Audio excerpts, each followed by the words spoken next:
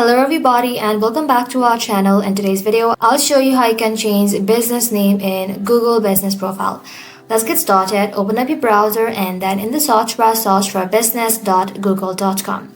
Once you're here, log in with your account that manages your Google profile, and then inside dashboard, click on your verified business name to open the management view. So once it is open, you'll then be able to land in this kind of interface. From here, you want to go ahead and simply click on edit profile and then choose business name. Go ahead and simply tap on this little icon. And now you can simply enter your new name exactly as it appears in real life. No extra keyword or slogans. Once you have made your changes, you want to go ahead and simply tap on save. And just like that, Google may review your change before publishing it, which can take a few hours to a few days. And then you want to make sure your new business name matches with what's on your signage, website, and official document to avoid suspension.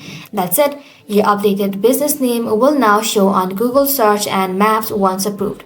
Thank you for watching. If this video was helpful, don't forget to like and sub, and I'll see you in the next one.